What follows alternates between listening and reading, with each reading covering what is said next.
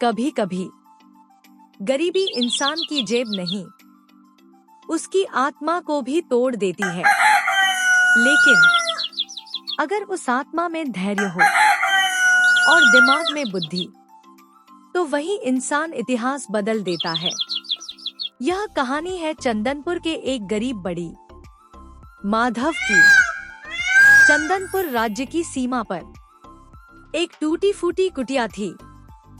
मिट्टी की दीवारें, छप्पर से टपकता पानी और आंगन में एक सूखा हुआ नीम का पेड़। यही घर था माधव और उसकी पत्नी भाग्यवान का। माधव लकड़ी का कारीगर था। वो खिलौने बनाता था, दरवाजे बनाता था, पालने बनाता था। लेकिन विडंबना देखिए, दूसरों के घर सजाने वाला अपने घर में टूटी चौखट तक नहीं बदल पाया। एक रात भाग्यवान खाली बर्तनों को देख रही थी। उसने धीरे से कहा, माधव, क्या हमारी किस्मत कभी बदलेगी? माधव चुप रहा। उसकी आंखों में हार नहीं थी, पर थकान जरूर थी। भाग्यवान, मैं कोशिश कर रहा हूं, पर लगता है जैसे समय ही हमारा साथ नहीं देता। उस रात दोनों बिना खाना खाए सो गए। अगली सुबह माधव जंगल की ओर निकल गया। लेकिन आज वह सामान्य जंगल में नहीं गया। वह उस हिस्से में गया जहां लोग जाने से डरते थे।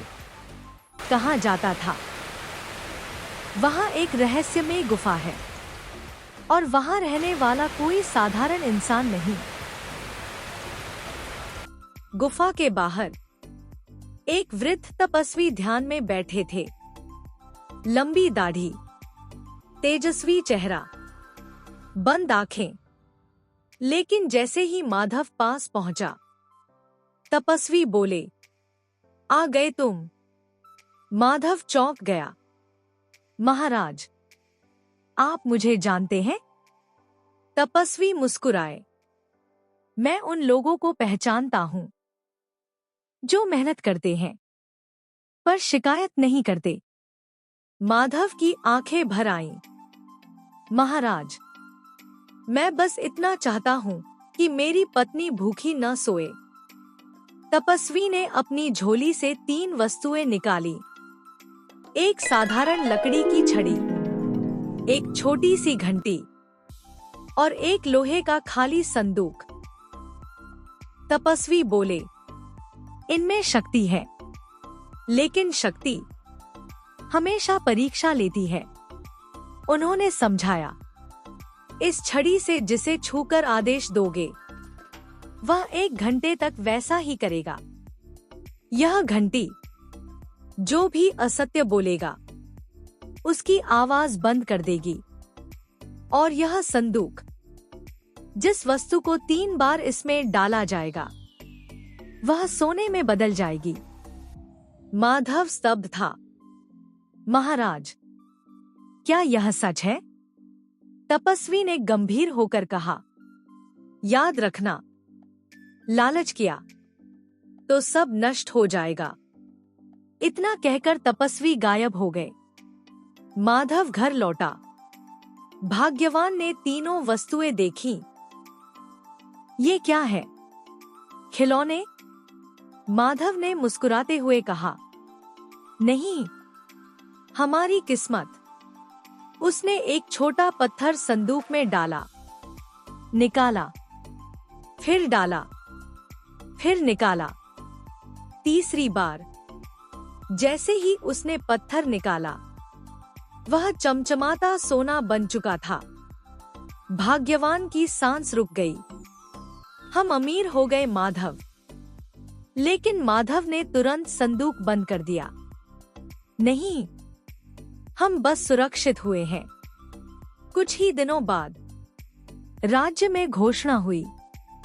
राजा वीरेंद्र ने ऐलान किया, जो भी खजाने की रक्षा का अनोखा उपाय बताएगा, उसे इनाम मिलेगा। माधव दरबार पहुंचा। दरबारियों ने मजाक उड़ाया। एक गरीब बड़ी खजाना बचाएगा? राजा ने पूछा। तुम्हारा उपाय क्या है? माधव ने घंटी निकाली। महाराज, चोरी तलवार से नहीं, झूठ से शुरू होती है। अगर दरबार में कोई झूठ बोले तो उसकी आवाज बंद हो जानी चाहिए। दरबार हंस पड़ा। राजा बोले, प्रमाण?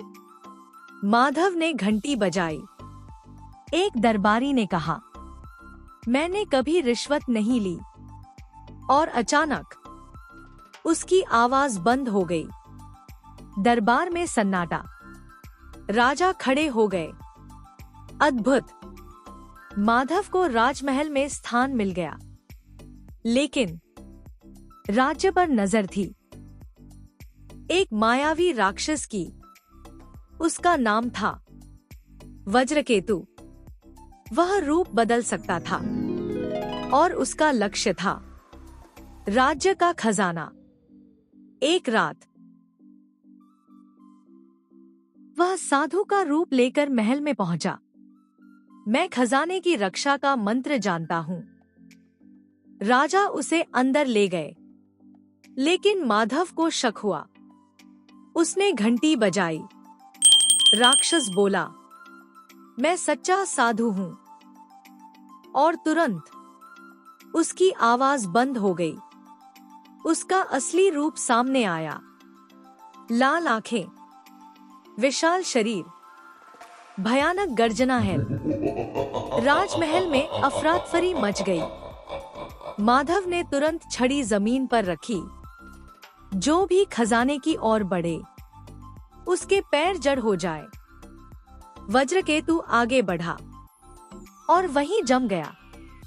वह दहाड़ा, तूने मुझे रोका, पर मैं लौटूंगा।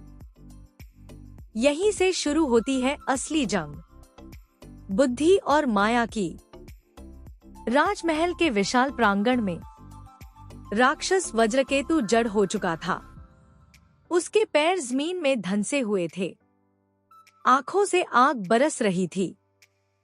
लेकिन शरीर एक कदम भी आगे नहीं बढ़ पा रहा था। वज्रकेतु गर्जा, माधव, तूने मुझे रोका है, लेकिन मेरी माया असीम है। माधव शांत खड़ा था। उसकी आंखों में डर नहीं था। राजा वीरेंद्र घबराए हुए थे। माधव, इसे समाप्त करो। लेकिन माधव जानता था, माया को बल से नहीं, बुद्धि से हराया जाता है। राक्षस ने अचानक अपने शरीर को धुएं में बदल लिया। छड़ी का असर खत्म होने वाला था। वह मुक्त होने लगा। माधव समझ गया, यह केवल पहली चाल थी। वज्रकेतु हंसा, मैं जा रहा हूं, लेकिन अगली बार तुझे नहीं छोड़ूंगा। और वह अदृश्य हो गया। राजा वीरेंद्र चिंतित थे। माधव, अगर वह फिर आया तो? माधव बोला, महाराज, माया हमेशा लालच से ताकत पाती है। जब तक राज्य लालच से दूर रहेगा, वह कमजोर रहेगा। राजा ने पूछा, क्या मतलब? माधव ने संदूक की ओर देखा। उसके मन में एक विचार आया। वज्रकेतु हार मानने वाला नहीं था। उसने सोचा, मैं सीधे खजाने पर नहीं जाऊंगा। मैं राजा के मन में लालच भरूंगा। कुछ ही दिनों बाद राज्य में अकाल पड़ा। फसलें सूख गईं। लोग परेशान होने लगे। राजा वीरेंद्र घबरा गए।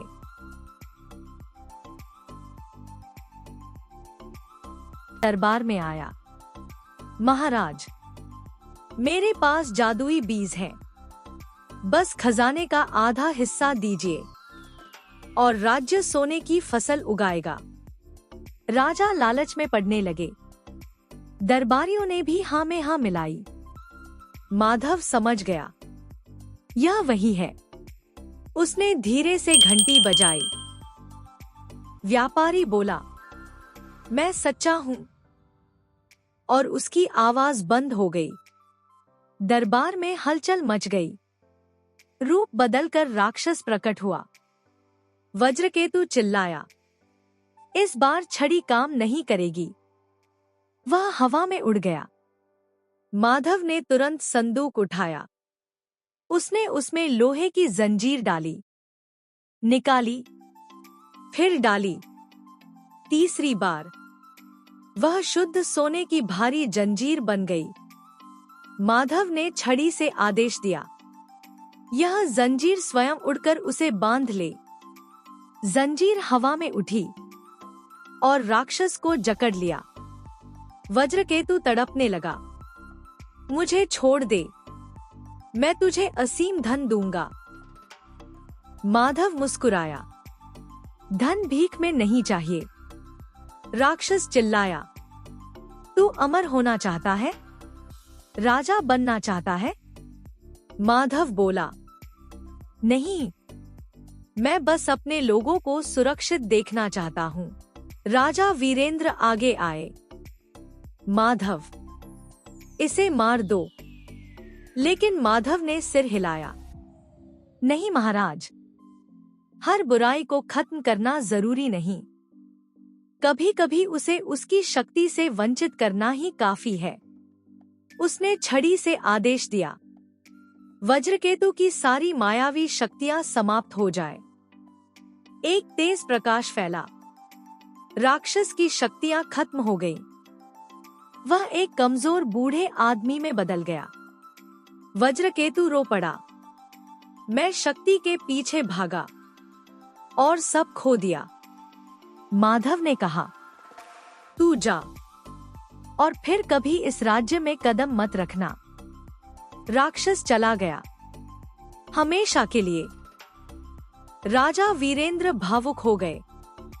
माधव, तुमने मेरे राज्य को बचाया है। उन्होंने घोषणा की, आज से माधव हमारे राज्य का मुख्य सलाहकार होगा। उसे स्वर्ण, भूमि और सम्मान दिया जाएगा। पूरा राज्य तालियों से गूंज उठा। माधव घर लौटा। भाग्यवान दरवाजे पर खड़ी थी। सब ठीक हो गया। माधव मुस्कुराया, हाँ, अब हमारा जीवन बदल गया। लेकिन उसने संदूक को बंद कर दिया। अब इसकी जरूरत नहीं।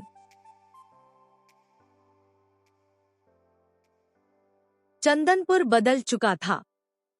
नए विद्यालय, अस्पताल, कुएं, सड़कें। माधव ने अपने धन से पूरे राज्य को समृद्ध बनाया। लोग उसे बढ़ी नहीं, बुद्धि का राजा कहते थे। भाग्यवान अब मुस्कुराती थी। उसके चेहरे पर संतोष था। माधव अमीर बना, लेकिन सोने से नहीं, बुद्धि से। उसने शक्ति का उपयोग लालच के लिए नहीं, रक्षा के लिए किया। और यही उसे स्थायी सुख दे गया। सच्ची संपत्ति धन नहीं, सही समय पर लिया गया सही निर्णय है। अगर आपके पास बुद्धि है, तो दुनिया की कोई भी माया आपको हरा नहीं सकती।